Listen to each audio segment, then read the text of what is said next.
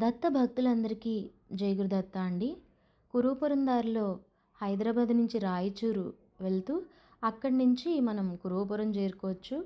ఇలా చక్కగా చూపిస్తున్న విధంగా బోట్‌లో కూర్చుంటే ఇంకా ఆలయంకి మనం ఈజీగా రీచ్ అయిపోవచ్చు అందరితో పాటు అన్నమాట. ఎలా మనం అందరితో పాటు వెళ్ళొచ్చనేది అక్కడికి వెళ్ళిన తర్వాత మీకు అర్థమైపోతుంది.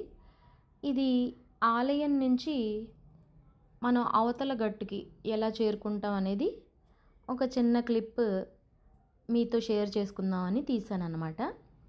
ఇది మీరిక్కడ చూస్తున్నది స్వామివారు శ్రీపాద శ్రీ వల్లభ స్వామివారు ఇక్కడ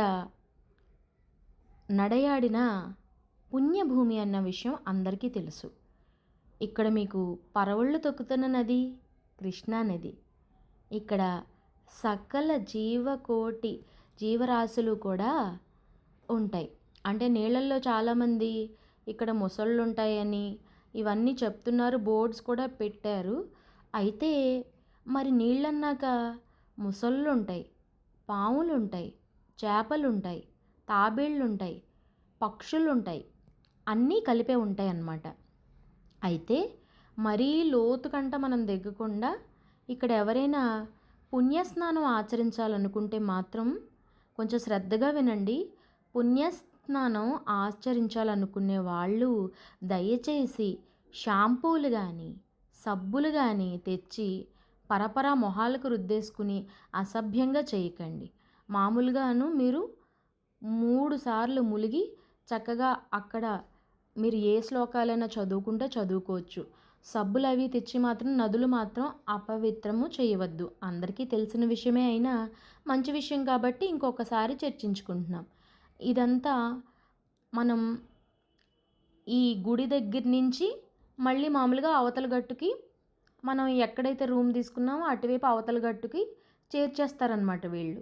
చక్కగా మనం ఇలాగా ఈ వెళ్తున్నంతసేపు కూడా మీరు కాసేపు స్వామివారి ధ్యానం చేసుకోవచ్చు, సిద్ధమంగళ స్తోత్రం చదువుకోవచ్చు, లేదంటే శ్రీపాద శ్రీవల్లభ స్వామివారి యొక్క అష్టోత్తరం కానీ, నరసింహస్వామి వారికి సంబంధించిన అష్టోత్తరం కానీ, లేదంటే గురుచరిత్ర పారాయణం చేసుకోవడం కానీ, మీకు ఏది నచ్చితే అది ఈ సమయంలో అంటే మీకు ఇక్కడి నుంచి అక్కడ అవతల ఒడ్డుకి దాటే టైం అనేది అంటే జనాలు పోగైపోతే మీరు వెంటనే తీసుకెళ్ళిపోతారు, స్టార్ట్ అయిపోతుంది. లేదంటే కనుక జనాలు రాకపోతే కనుక మీరు ఒక 5 నిమిషాలు వెయిట్ చేయాల్సి ఉంటుంది అంతే. అందుకని మీరు ఆ 3 నిమిషాలు ఈ చుట్టుపక్కల ఏం జరుగుతుందో గమనించాలనుకుంటే అలా కూడా గమనించవచ్చు. ఇటువైపు నుంచి కూడా మీరు వెళ్ళే పడవల్ని వాటిల్ని కూడా శ్రద్ధగా గమనించవచ్చు. 3 నిమిషాలు ఏదో ఒకటి మీకు ధ్యానించుకోవచ్చు. ఇక్కడ చూడండి చక్కగా నాకేమనిపిస్తుందంటే ఈ కొంగ కూడా ఇలాగే నిలబడి శ్రీపాద శ్రీవల్లభ స్వామివారిని ధ్యానం చేస్తుందా అని చెప్పి ఒక స్పిరిచువల్గా నాకు ఒక థాట్ అలా వచ్చింది సరదాగా. ఇంకా మీకు కూడా ఏమైనా అనిపించచ్చేమో మీరు చూడండి.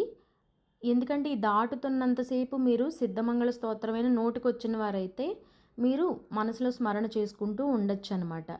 మీరు అలా చదువుకోగానే మీకు మంచి మంచి అనుభూతులు కలుగుతాయి. ఇక్కడ గోపురం అనమాట, మీరు ఇది చూస్తున్నది గోపురం. అక్కడ సాయంత్రం సంధ్యవేళ ఊరికే తీసాము.